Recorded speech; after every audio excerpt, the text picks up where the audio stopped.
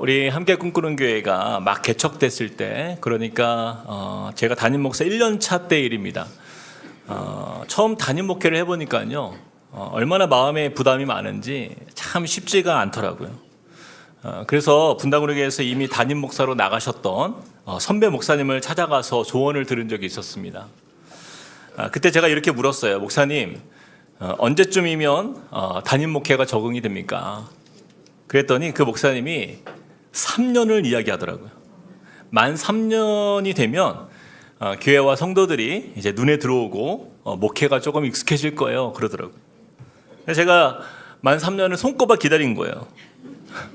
그리고 이제 오늘이 만 3년이 되었습니다.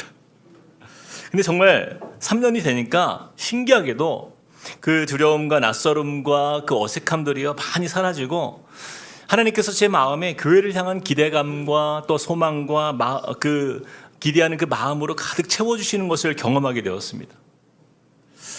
정말 그런 것이요, 제가 개척 1년 차 때보다 2년 차 때가 더 행복했고, 또 2년 차 때보다 3년 차가 되니까 더 행복하다는 마음을 하나님이 주셨기 때문이에요.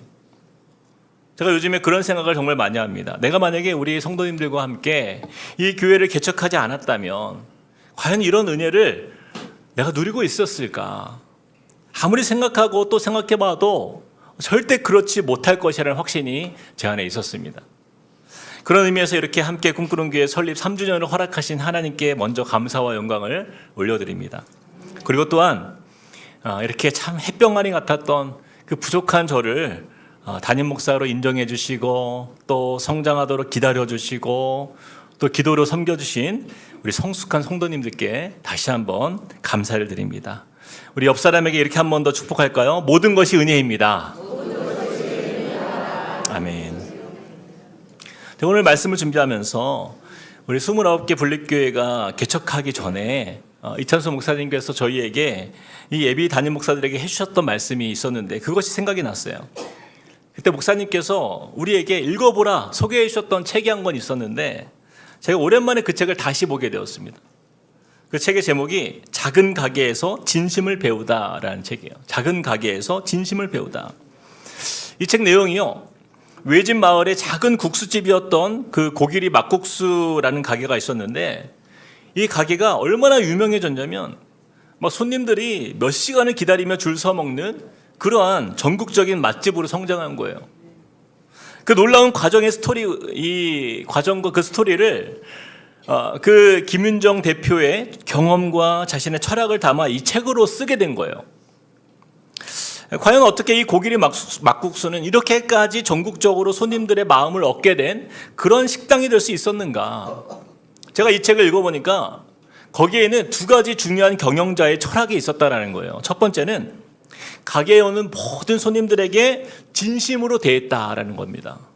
진심으로 손님들을 대했다.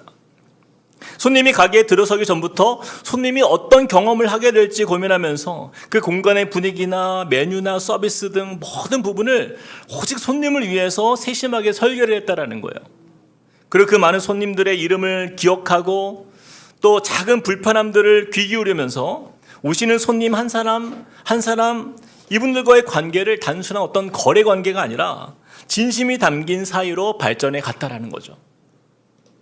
예를 들어서 아이를 동반한 손님이 오면 이 아이들을 보면서 이 아이들이 먹을 수 있는 막국수가 있을까? 그러면서 어린 아기 막국수를 개발하기도 하고, 또 손님의 식사의 흐름이 방해가 되지 않도록 음식을 제공하는 타이밍까지도 고려하면서 그야말로 손님들을 정성껏 섬기는 마음으로 운영을 했다라는 거예요.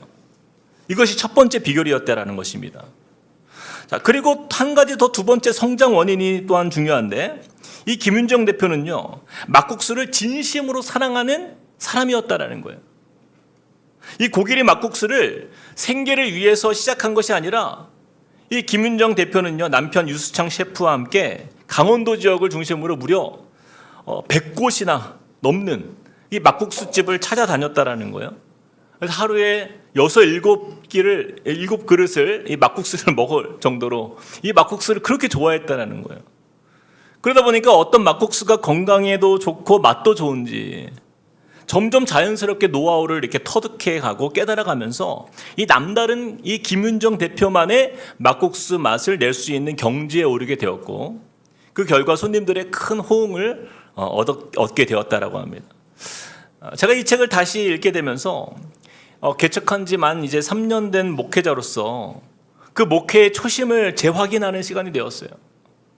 겨우 막국수 한 그릇을 파는데도 이렇게 정성과 또한 진심과 자신의 철학을 쏟아 부으며 손님을 섬기는데, 과연 나는 우리 성도님들을 진심으로 섬기고 목회를 이렇게 사랑할 수 있는가?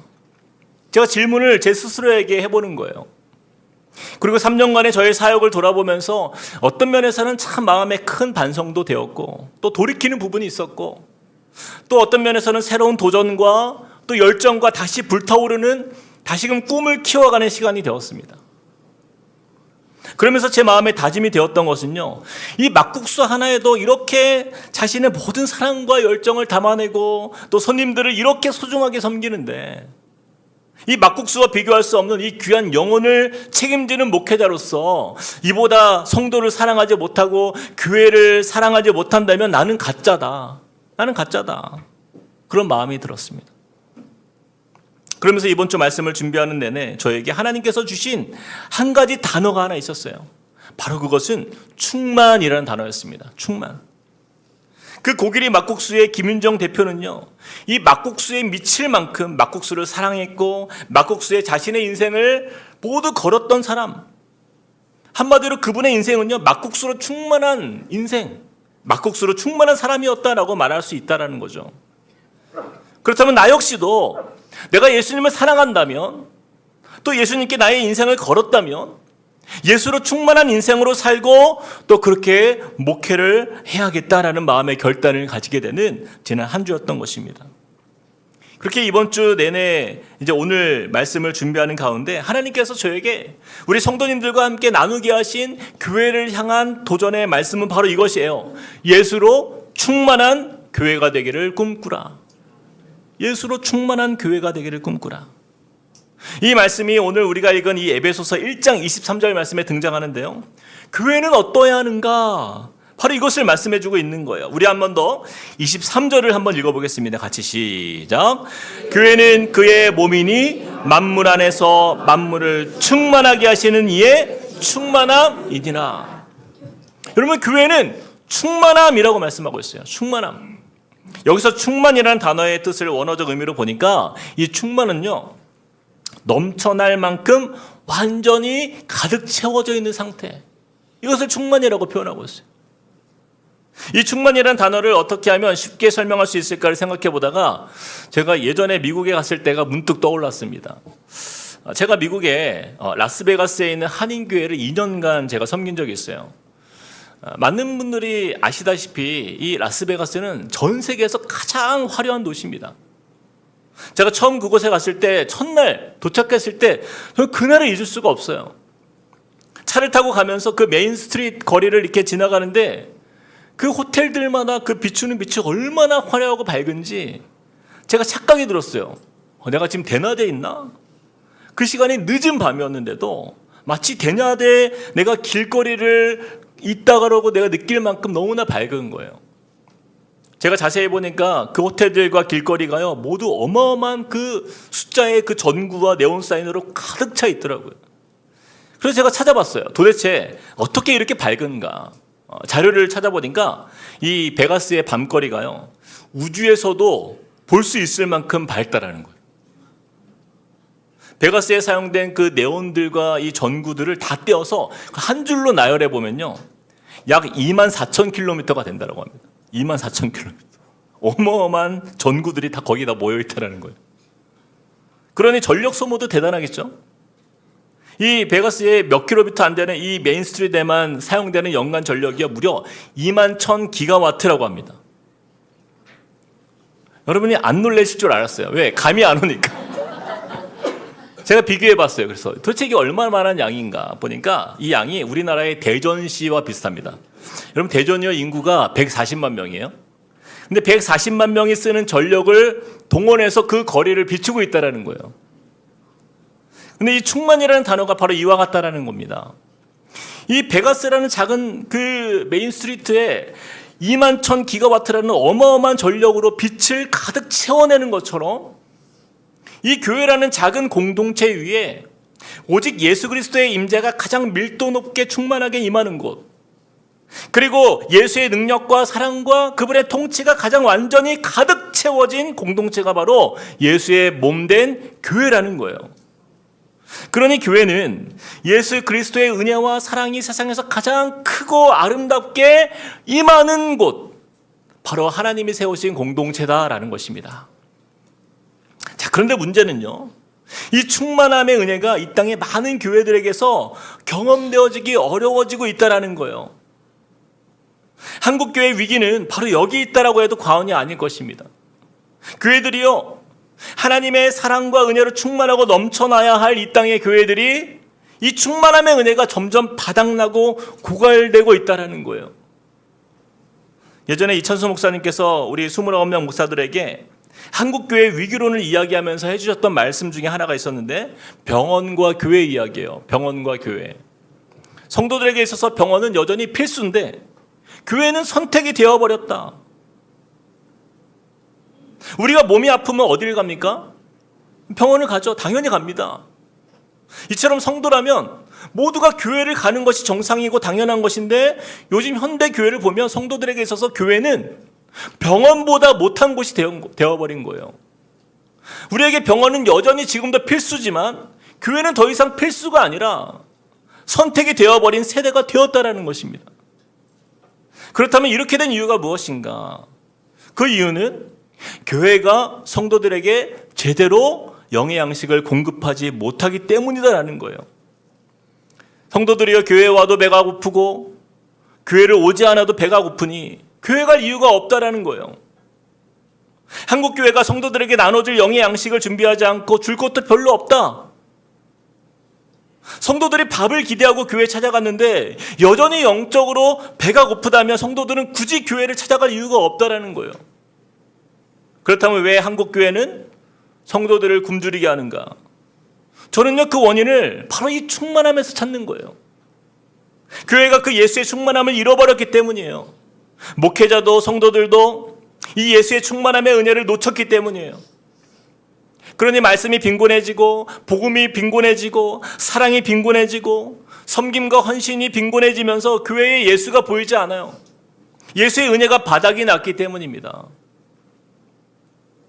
예수로 충만하지 않은 교회들에게서 나타나는 현상은요, 예수로 누리는 만족을 다른 것으로 대체하려 한다는 거예요. 결국 본질을 잃어버리고 비본질적인 것들이 교회에 가득 채워지게 되면서 교회는 성경의 원리가 아니라 바로 세상 방식의 원리로 움직이게 된다는 거죠.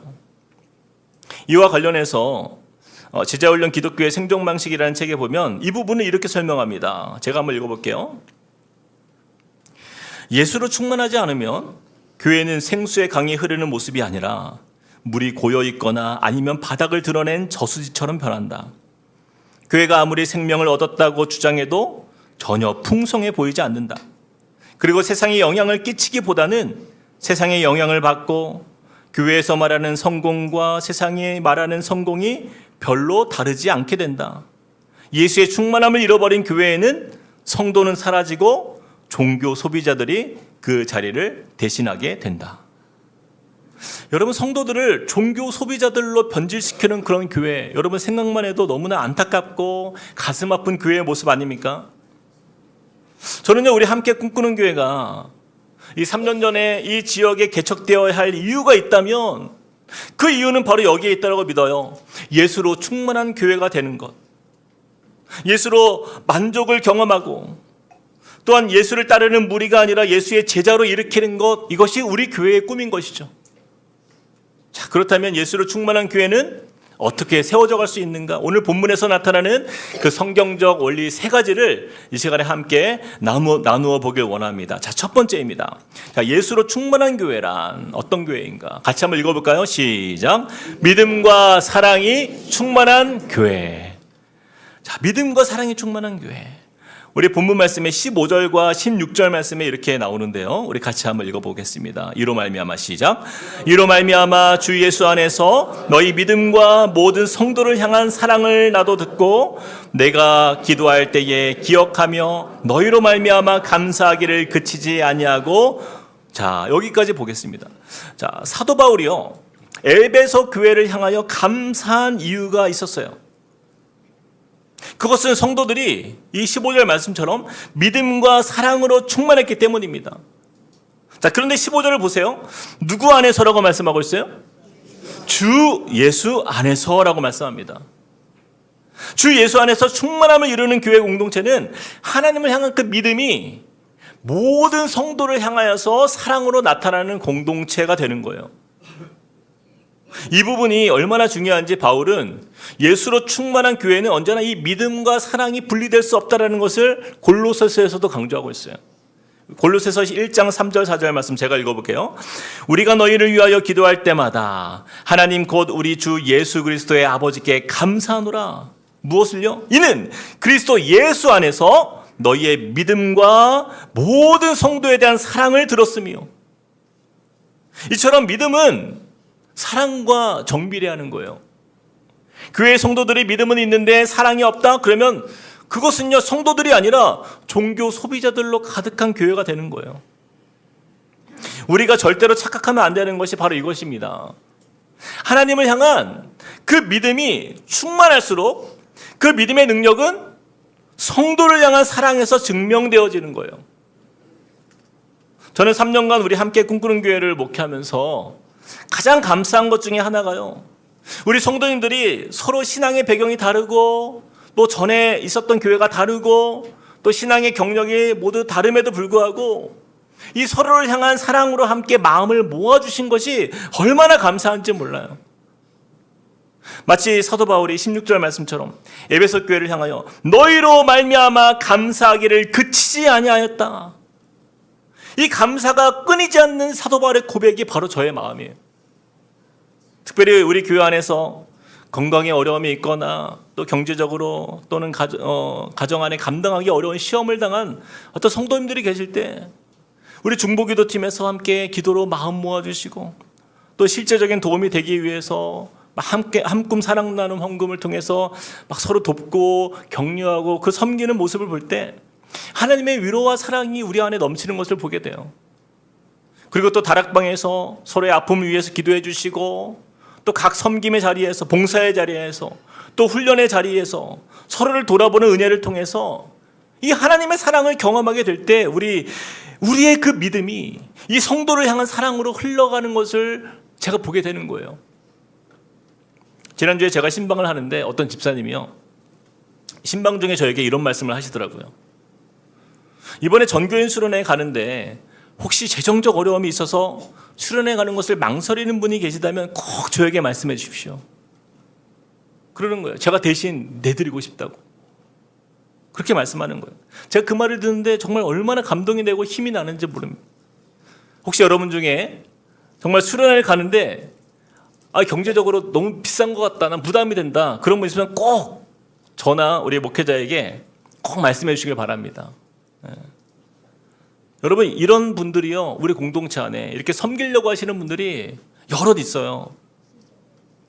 저는 이런 이야기를 들을 때마다 예수 안에서 우리의 믿음이 성도를 향한 사랑으로 흘러가는 은혜를 보게 되는 거예요.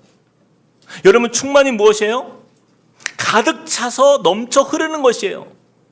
내 안에 믿음이 가득 차서 그것이 흘러 넘칠 때, 오버플로잉 할 때 사랑으로 나타나는 것이죠. 그것이 믿음이죠. 물론 우리 교회 안에도요, 가끔씩은 작고 소소한 다툼도 있어요. 또 의견 충돌도 있어요. 그러나 그럴 때마다 제가 중재할 때가 종종 있는데 지금까지 단 한 분도요, 외면하시는 분이 없습니다. 자기가 옳다며 자기 주장하시는 분이 단 한 분도 없어요. 성도님들이 얼마나 성숙하게 마음을 열어주시고 서로를 용납해 주시고 포용해 주시고. 여러분, 그럴 수 있는 이유는 자신의 연약한 감정을 예수의 충만한 사랑으로 다스리고 있기 때문에 가능한 거예요. 제가 이럴 때 우리 성도님들을 보면서 참 많은 감동을 받습니다. 근데 우리 성도님들께서 그 믿음과 성도를 향한 이 사랑을요, 그동안 저에게도 많이 보여주셨어요. 저도 제가 담임 목회를 처음 하다 보니까 1년차, 2년차 때는요, 얼마나 미숙하고 부족한 게 많겠어요. 전혀 제가 부목사인지 담임 목사인지 전도사인지 모르고 그냥 지금까지 지나왔어요. 개척 초기 때부터 저를 가까이서 보신 우리 1기, 2기 운영위원회 우리 순장님들 계시죠? 이분들은 저의 부족함을 다 보셨어요. 그래서 그분들께 더 감사를 드려요. 이제 미숙한 담임 목사님 앞으로 점점 나아지겠지 하시면서 그냥 부족함을 알면서도 참아주시고 기다려주시고 그런 저를 생각해서 혹시라도 제가 마음 상할까 봐 배려해주시고 격려해주시는 거예요. 시간이 지나면 지날수록 그 마음이 더 고맙고 감사가 깨달아지는 거예요. 제가 지나서 생각해 보니까 우리의 믿음이 사랑으로 작동되는 공동체의 은혜를 그 누구보다 제가 가장 많이 누렸더라고요. 저는 우리 교회가 여기에 소망이 있다고 믿습니다. 성도의 허물을 지적하며 비판하는 율법적 교회가 아니라 예수님의 용서와 예수님의 용납과 예수님의 따뜻한 포용력이 넘치는 교회. 다시 말해서 하나님을 향한 그 믿음이 우리 양옆에 있는 성도들에게 사랑으로 표현되어지는 그런 예수로 충만한 교회가 되시길 주님의 이름으로 축복드립니다. 자, 그런 의미에서 옆 사람에게 이렇게 한번 인사할까요? 제가 더 사랑하겠습니다. 아멘.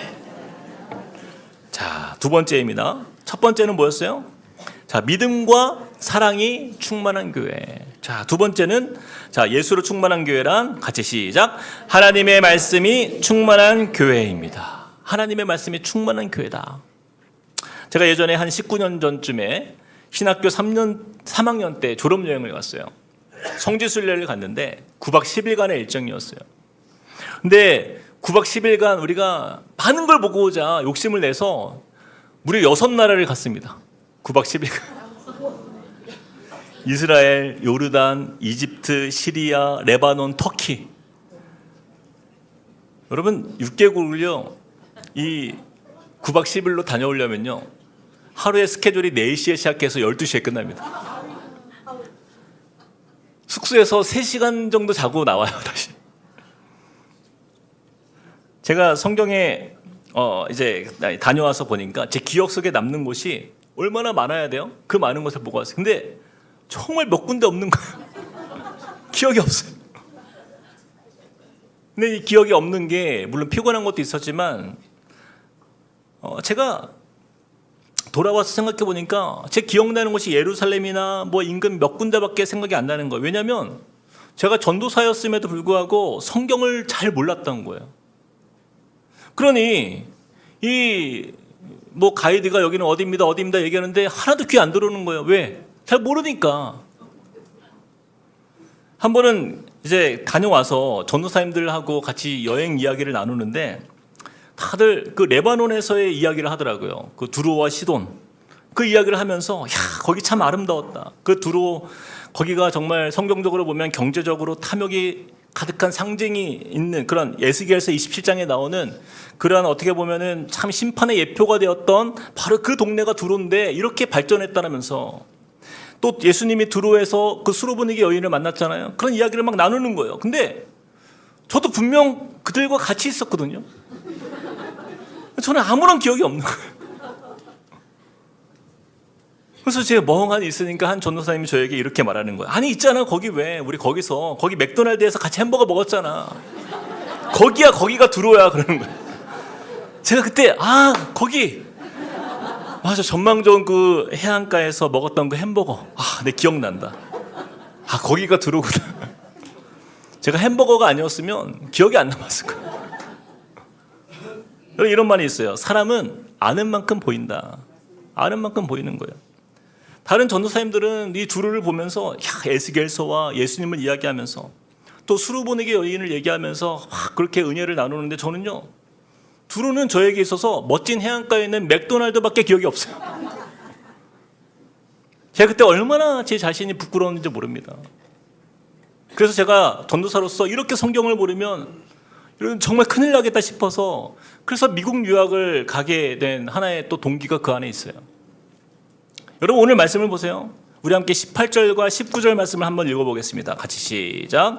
너희 마음의 눈을 밝히사 그의 부르심의 소망이 무엇이며 성도 안에서 그 기업의 영광의 풍성함이 무엇이며 그의 힘의 위력으로 역사하심을 따라 믿는 우리에게 베푸신 능력의 지극히 크심이 어떠한 것을 너희로 알게 하시기를 구하노라.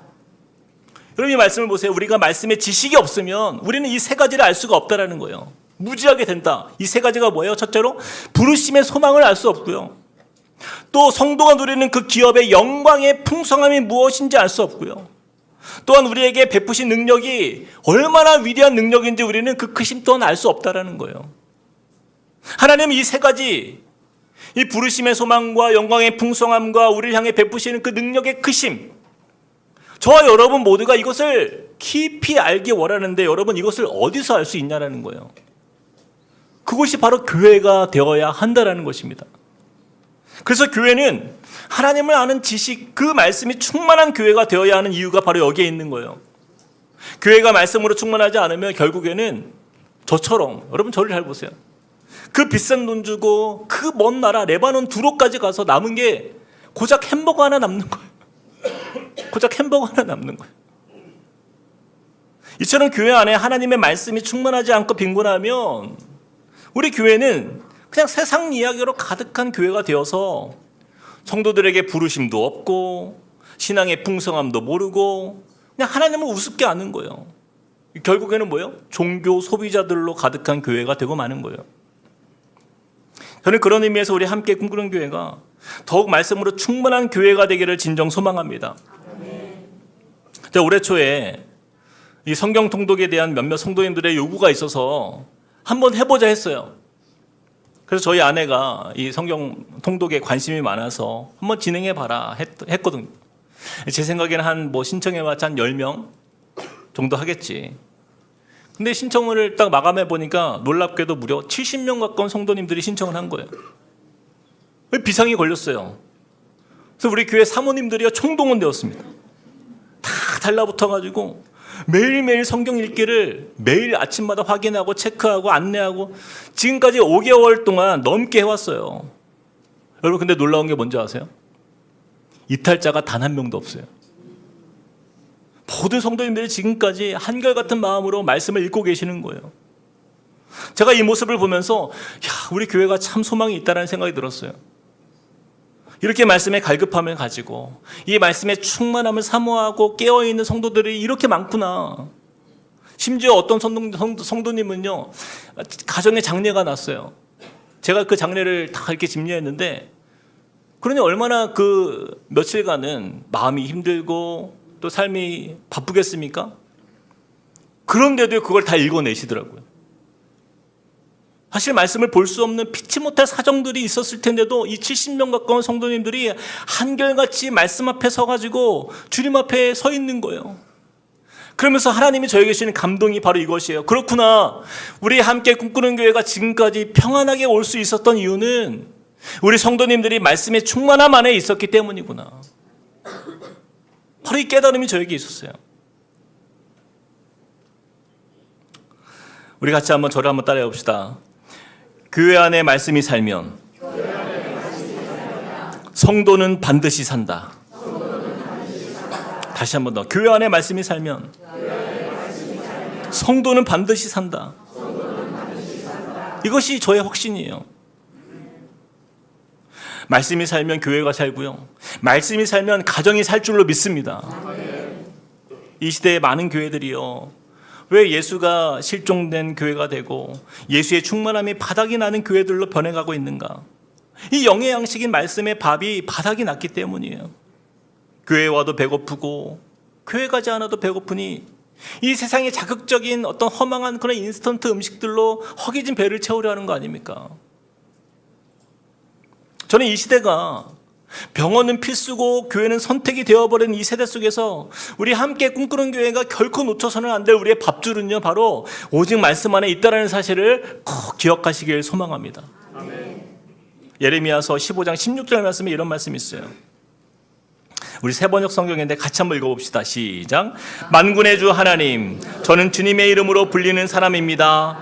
주님께서 저에게 말씀을 주셨을 때에 저는 그 말씀을 받아 먹었습니다. 주님의 말씀은 저에게 기쁨이 되었고 제 마음에 즐거움이 되었습니다. 이것이 예레미야의 고백이에요. 우리가 말씀에 무지하게 되면 눈에 보이는 육신대로 살게 되지만 우리가 말씀으로 살아가면 보이지 않는 것을 볼 수 있는 지혜로운 성도가 되는 거예요. 저는 우리 함께 꿈꾸는 교회가 이 말씀으로 충만해져서 우리 모든 성도님들이 예레미야처럼 이 하나님의 말씀을 영의 양식으로 받아먹고 또 온 성도들이 그 은혜 안에서 참 기쁨과 마음의 즐거움을 누리는 공동체가 되기를 주님의 이름으로 축복합니다. 자, 이것이 두 번째 충만함이에요. 자, 마지막 세 번째입니다. 자, 예수로 충만한 교회는 어떤 교회인가? 다시 한 번 더 복습해 봅시다. 첫 번째는 뭐예요? 믿음과 사랑이 충만한 교회. 두 번째는 뭐예요? 하나님의 말씀이 충만한 교회. 자, 세 번째 같이 시작. 예수의 주권이 충만한 교회. 제가 예전에 읽었던 책 중에 파인애플 이야기라는 책이 있어요. 오토 코닝이라는 선교사님이 실제 겪은 이야기입니다. 이 오토 코닝 선교사님은 인도네시아 파푸아뉴기니아 그 지역 원주민들 그 마을에서 선교사로 사역을 하게 되었는데 이 선교사님이 선교지에서 신선한 과일이 귀하다라는 생각을 가지고 이 원주민들을 고용해서 파인애플 묘목을 심어 농사를 시작하게 됩니다. 이 파인애플이 자라는데 3년의 시간이 걸리기 때문에 긴 시간 공을 들여서 농사를 했어요. 그리고 이제 수확할 날이 다가왔습니다. 근데 너무 황당하게도 이 수확할 때가 되니까 이 원주민들이 몰래 와서 그 파인애플을 다 따간 거예요. 너무 화가 난 거예요. 이 오토코닝 선교사님이 이렇게 내가 힘써 키운 열매를 도둑질 맞은 것에 너무 분노하게 되었고 그래서 복수하기로 결심해요. 그래서 원주민들을 위해서 운영하던 병원, 상점 다 문을 닫습니다. 더 이상 내 의료 물품을 제공하지 않겠다. 선언한 거예요. 그러면 이제 원주민들이 와서 죄송합니다. 미안해 할 줄 알았는데 오히려 와서 원주민들이 성을 내는 거예요. 우리가 심었고 우리가 물 주었는데 파인애플 당연히 우리 거지. 그러면서 당당하게 자기 것을 주장했다라는 거예요. 이렇게 갈등이 커졌는데 선교사님이 기도하게 된 거예요. 하나님 어떻게 해야 됩니까? 근데 기도하는 중에 감동이 있어서 이 선교사님이 이 파인애플 밭을 하나님께 드리기로 결심해요. 하나님, 앞으로 이 밭은 주님의 것입니다. 주님이 알아서 사용해 주십시오. 그렇게 하나님께 모든 소유권을 양도하면서 마음을 비웠더니 놀라운 일이 일어난 거예요. 원주민들이 그날부터 파인애플을 훔쳐가지 않게 된 거예요. 그래서 이게 이상하다. 이 변화를 의아해하면서 원주민에게 물어보니까 그들이 이렇게 말하는 거예요. 그 전에는 당신 것이기 때문에 우리가 가져갔지만 지금은 당신이 하나님께 드렸다고 말했으니 우리가 감히 손을 못 대는 것입니다. 잘 이해가 되지 않았어요. 근데 이 원주민들의 말이요, 그 선교사님의 모든 사역을 다 바꾸었습니다. 이후로는 파인애플뿐만 아니라 자신의 삶 전체를 하나님께 드리는 법을 배우게 되는 거예요. 하나님께 드렸더니 그들도 그것을 하나님의 것으로 인정하는구나. 원주민들이 이렇게 변화된 선교사님의 삶의 태도를 보면서 복음에 관심을 가지기 시작했다라는 거예요. 저는 이 작은 책을 통해서 배우는 것이요, 우리 교회가요 바로 이 파인애플과 같다라는 마음이 들었어요. 여러분, 교회의 주인이 누구입니까? 이 주권이 누구에게 있는가라는 거예요. 교회는 어떤 목회자나 어떤 중직자나 혹은 어떤 영향력 있는 성도가 교회를 자기의 소유로 착각하고 목소리를 높이는 그 순간부터 교회는요 혼란을 겪게 되는 거예요. 왜 교회 안에 다툼과 상처와 오해와 갈등이 일어납니까? 내 권리를 주장하기 때문이에요. 내 권리. 내가 파인애플 심었다라는 거예요. 내가 파인애플에 물도 주고 거름도 주고 밭도 갈았다라는 거예요. 그러니 나에게 지분이 있다라는 거 아닙니까? 여러분, 여기 앞에 서 있는 이 담임 목사인 제가 이 함께 꿈꾸는 교회 개척을 함께 했으니 저에게 지분이 있을까요? 왜 대답을 못 하세요? 그래도 조금은 있는 거 아닌가? 저는요, 여러분, 단 1%도 없습니다. 아니, 0.0001%도 저에게 없어요. 동시에 이곳에 계신 여러분도 마찬가지라는 거예요. 여러분 개척 때부터 3년간 교회를 위해서 수고하신 거 너무 잘 알아요. 여러분이 얼마나 물심양면으로 헌신했는지, 또 교회를 위해서 얼마나 많은 시간과 공을 들여서 사랑과 애정으로 교회를 섬겨왔는지 제가 잘 압니다. 그러나 그렇다고 해서 저와 여러분이 이 교회에서 내 지분을 찾으려 하는 순간 우리는요, 변질된 교회가 되는 거예요. 여러분, 만약에 세상에 어떤 목회자가요, 교회를 자기 마음대로 쥐고 흔들고 뭐 큰 소리 치면서 주인 행세하면요, 분명히 말씀드리지만 그 사람은요 100% 가짜 목사입니다. 그런 걸 우리가 이단이라고 하는 거예요. 여러분, 오늘 말씀을 보세요. 21절에서 22절 말씀, 우리 같이 큰 소리를 읽어봅시다. 시작. 모든 통치와 권세와 능력과 주권과 이 세상뿐 아니라 오는 세상에 일컫는 모든 이름 위에 뛰어나게 하시고 또 만물을 그의 발 아래 복종하게 하시고 그를 만물 위의 교회의 머리로 삼으셨느니라. 우리 함께 꿈꾸는 교회의 주인은 누구십니까? 개척 때부터 지금까지, 그리고 앞으로도 영원히 이 교회 주인은요 오직 한 분, 예수 그리스도인 줄로 믿으시길 축복합니다.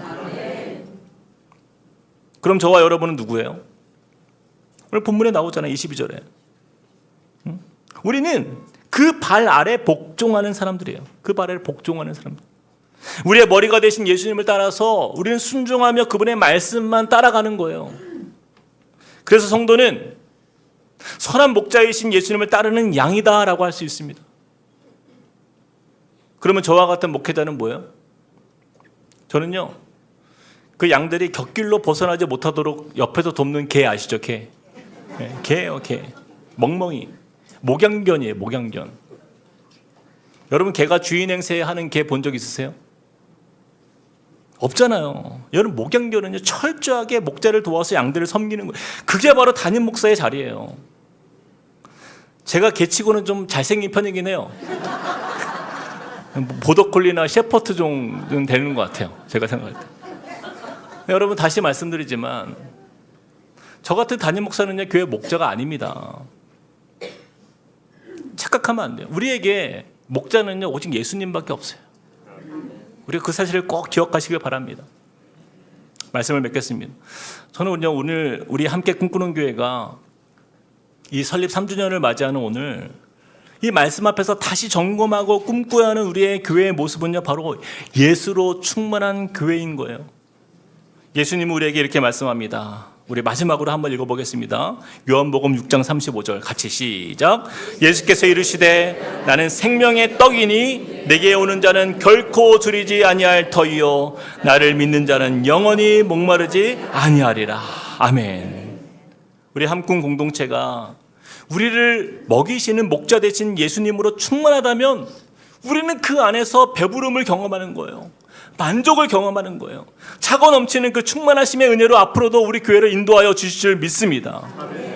그러므로 우리 교회가 예수로 충만한 교회가 되도록 저와 여러분이 마음을 모아 힘을 쓰고 나아갈 때에 그 충만함의 역사는요 저와 여러분을 통해서 온 교회와 또 우리 삶과 우리 가정 안에 또 우리 이웃들에게 오버플로잉, 그 충만함이 넘쳐 흘러날 줄 믿으시길 주님의 이름으로 축복드립니다. 우리 들은 말씀 기억하면서 함께 찬양하겠습니다. 우리 함께 무명이어도 공허하지 않은 것은 우리 찬양 함께 나아가겠습니다.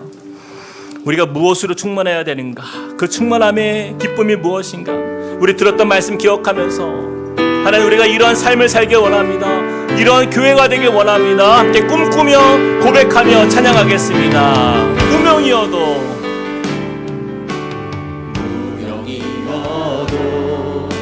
공허하지 않은 것은 예수 안에 난 만족한 가난하여도 부족하지 않는 것은 가난하여도 부족하지 예수 안에 않은 오직 것은 나는 부요함이라. 예수 안에 오직 나는 부요함이라. 고난 중에도 견뎌낼 수 있는 것은 고난 중에도 견뎌낼 수 주의 계획 있는 것은 믿기 때문이라. 주의 계획 믿기 때문이라. 실패하여도 일어설 일어설 수 있는 것은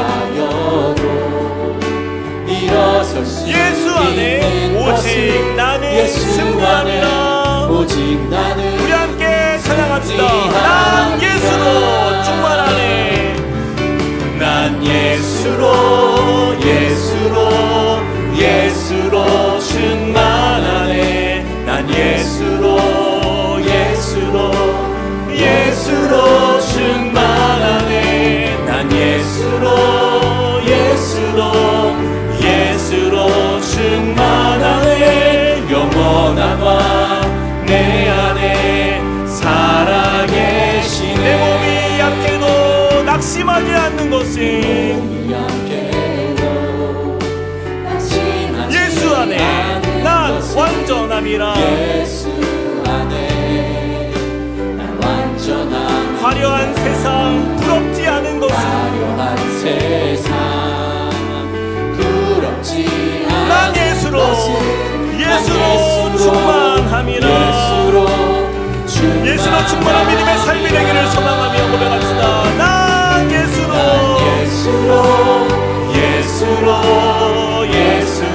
충만하네. 세상 모든 것도 두렵지 않네. 난 예수로 충만하네. 영원한 왕 내 안에 살아계시네. 난 예수로 세상 모든 풍파도 두렵지 않네. 난 예수로 충만하네. 영원한 왕 내 안에 살아계시네. 우리 시간에 같이 한번 기도합시다. 우리가 예수로 충만한 교회가 되는 것, 그리고 우리의 믿음이 그냥 우리끼리 안에서 그냥 머물러 있고 그냥 내가 좋은 교회, 내가 만족하는 교회가 아니라 예수가 충만한 교회 안에서 우리는 만족을 얻는 것인 줄 믿습니다. 예수가 계셔야 그 안에 의미가 있는 거예요. 그 충만함의 의미를 우리가 잃어버리면 우리 교회는 가면 갈수록 의미가 사라져요. 존재의 의미가 사라지는 거예요. 하나님께서 이 교회를 통하여서 일하시는 것은 바로 우리의 머리 되신 예수 그리스도, 그 은혜로 충만할 때, 그의 말씀이 충만하고 그의 주권이 충만하고 주를 향한 믿음이 사랑으로 충만하게 일어날 때 가능한 줄로 믿습니다. 하나님, 우리 교회가 그런 교회가 되게 하여 주시옵소서. 우리 함께 꿈꾸는 게 그렇게 예수로 충만하여서 우리 교회가 살고 가정이 살고 내 삶이 살아나는, 역사 나타나는 교회 될 수 있도록 은혜를 달라고 함께 주여 한번 외치고 기도하겠습니다. 주여. 아버지 하나님, 주님의 은혜를, 하나님 이 시간 믿음으로 주님을 바라보며 기도합니다. 하나님이 교회를 향한 주님의 사랑과 은혜의 계획들이 하나님 지금까지도 우리에게 은혜 주셨고 함께 하신 그 사랑 감사합니다. 앞으로도 주님이 그렇게 우리 가운데 일하실 줄 믿습니다. 주님이 세워가실 줄 믿습니다. 주님의 그 역사가 나타날 줄 믿습니다. 하나님의 은혜 안에서 온 교회가 함께 그 충만함의 기쁨을 누리게 하여 주시옵소서. 하나님이 충만함의 역사가, 하나님 예수로 살아나는 역사가 하나님 이 교회를 살리게 하여 주시고 우리의 가정을 살리게 하여 주시고 우리의 무너진 삶이 살아나는 역사로 일으켜 주실 줄 믿습니다. 하나님, 이것이 오버플로잉하여서 하나님 우리의 차고 넘치는 은혜로, 이 충만함의 은혜가 넘치는 역사로 하나님 나의 삶과 나의 이웃과 가정 안에 가득가득 흘러넘치는 믿음의 삶이 되도록 역사하여 주시옵소서. 하나님의 은혜가 그렇게 우리 가운데 임하게 하여 주시고 우리 함께 꿈꾸는 교회가 그 믿음으로 주님 바라보며 소망 안에 거하게 하여 주시옵소서.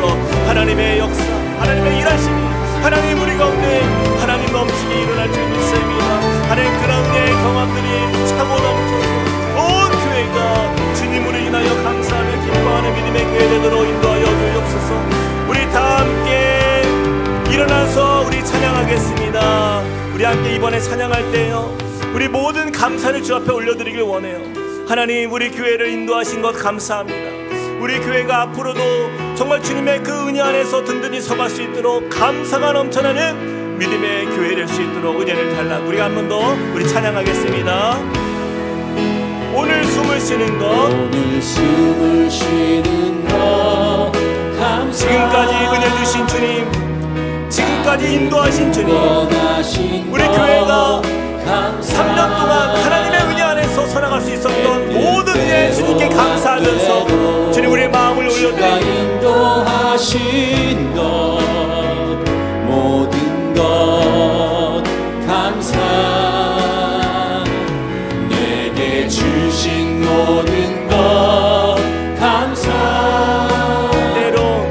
때론 가져가신 것 감사. 내게 고난 주셔서 주뜻 알게 하신 것, 내게 고난 주셔서 주뜻 알게 하신 모든 것 감사. 모든 것 우리 그동안 인도하신 주님 앞에 우리 감사와 영광 올려드립니다. 주님 감사해요. 주님 감사해요. 내가 여기까지 온 것도 은혜입니다. 주님 감사해요. 주님 감사해요. 나를 사랑하신 주 사랑 감사합니다. 우리 한 번 더 주님 감사해요. 주님 감사해요. 주님 감사해요. 내가 여기까지 온 것도 은혜입니다. 주님 감사해요. 주님 감사해요. 나를 사랑하신 주 사랑 감사합니다. 나를 사랑하신 주 사랑, 나를 사랑하신 주 사랑 감사합니다. 능히 모든 성도와 함께 지식에 넘치는 그리스도의 사랑을 알고 그 너비와 길이와 높이와 깊이가 어떠함을 깨달아 하나님의 모든 충만하신 것으로 너희에게 충만하게 하시기를 구하노라. 우리가 다 그의 충만한 데서 받으니 은혜 위에 은혜로라. 아멘. 사랑과 은혜 하나님 감사합니다. 우리 함께 꿈꾸는 교회를 3년간 이렇게 은혜롭게 인도하여 주시고 또한 함께 하신 주님 다시 한번 감사드립니다.